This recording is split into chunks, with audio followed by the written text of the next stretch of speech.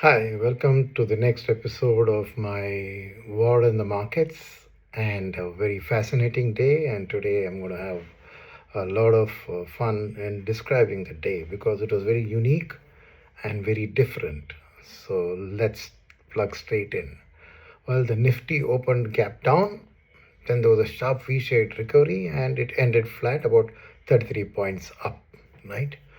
Now, look at the background. The background is that oil price continued to rise.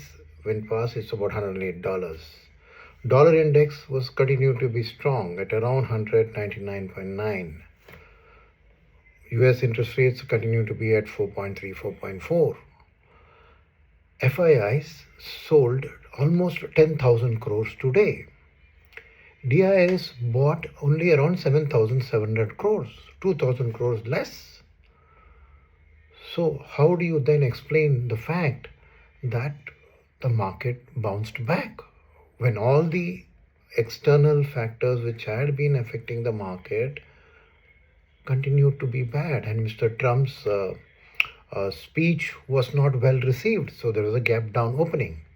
So, what actually happened? A fascinating tale of two things which caused this. The first, the easier thing, is that if you look at the shorts which had been entered and the puts and all that, 22,200 was a kind of floor. So at that floor, whenever the Nifty showed slight signs of bouncing, there was a lot of short covering. So the initial rally, the kick-started the V-shaped recovery, was a short covering rally, right? Next, because when we say DIS bought, it's still the market breadth was negative today. Market breadth was negative. There were more shares losing than gaining. Then next what happened? Next comes the most puzzling thing, not directly related to the stock market, but impacting the stock market. That is the currency move. I briefly referred to it yesterday and I will go down and repeat. You all know that the rupee was steadily weakening towards 95 when RBI suddenly found that a lot of banks were actually long dollar and short rupee. So by that action still it caused the rupee to weaken. RBI was not very happy with that and brought the rule that your net open positions should not exceed $100 million per bank. And immediately on that day when they announced it, the rupee strengthened. By the end of the day, it had again weakened. So RBI was very puzzled. What is this? Why has my action been only temporarily, for a few hours only it was effective? Back again, rupee went back to 94.77. Then RBI studied the data and found that the banks had found a escape route out of this. What they did was RBI asked them to unwind their position. They went and sold it in it's what is called as the NDF market, non-deliverable forwards market, where the rupee dollar is traded outside, and they passed it on to their corporates who were doing bookings. They simply shifted it from their proprietary holding to the corporate's holding. So there was net no currency sale of dollar, which RBI wanted, but just shifting of the position. So RBI was very unhappy with it and then came down to the rule saying that you were banned from dealing with these NDF markets, you're banned from dealing with your corporates in this market, and you're banned from what is it called? The related party transactions. You sell your own subsidiary overseas. And they said you have to sell these dollars in the open market. So when they said, and that dollar supply, naturally all this NDF trade, everything unwinding, the rupee strengthened today. So that is the biggest surprise. That is such a strong strength. And I told you, the dollar index is still at 99. Oil, which hurts India, is still at 108. There is no fundamental reason for the rupee to strengthen as strongly from 94.77 to 93.1. So it was just a temporary excess supply of dollars caused by the RBI decision to tell these banks that you have to go and sell in the market. So it is an administrative action by the RBI which forced the right. So okay, so the currency action. So what happens to a stock market? Why? Well, that's where the beauty comes in, because when you now look at it, this was an administrative action, right? But what is the rupee's underlying position? What is the rupee dollar position? The rupee dollar position is one of weakening. Why? Because oil prices are high and that's a hurt for India. And we will naturally have to pay out more dollars to buy the same oil. And mind you, in 1 month, oil has gone up 55%.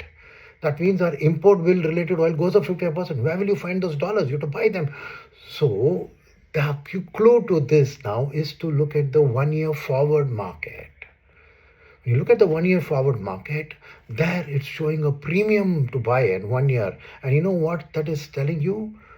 This is telling you that by the end of 1 year from today, the market is expecting the rupee to be at 96.8097. That's the value of the rupee. And so the shoot up of the premia reflects this. Now, what is this then? FIs are reading into this. And you know what they did? When they said today the rupee has strengthened, right?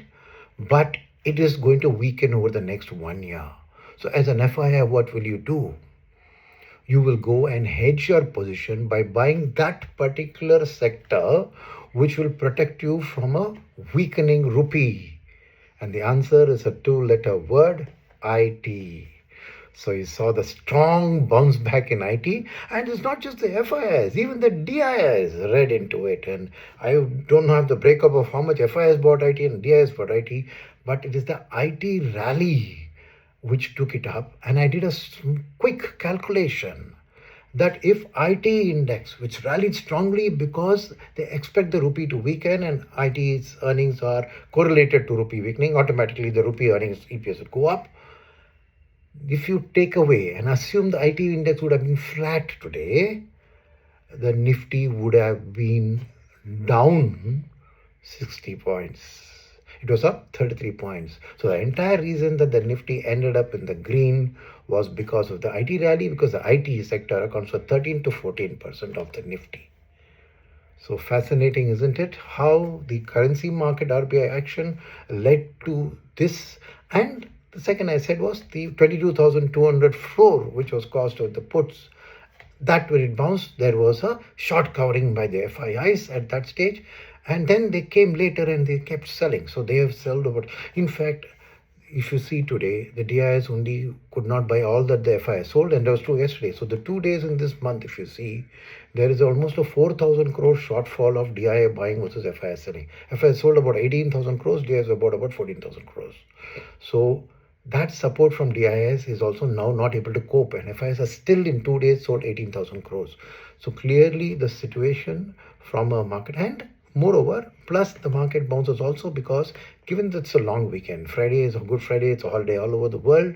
So given it's a long weekend, nobody wants to run that in the middle. Suddenly the war gets solved. So there was a fear for FIs to take massive shorts today. They didn't want to take that risk that suddenly something in them 3 days happens and the war comes to an end, they'll all be caught with their pants down. So that was also less. So all of this accounted for this V-shaped recovery today, but the situation around the market hasn't changed.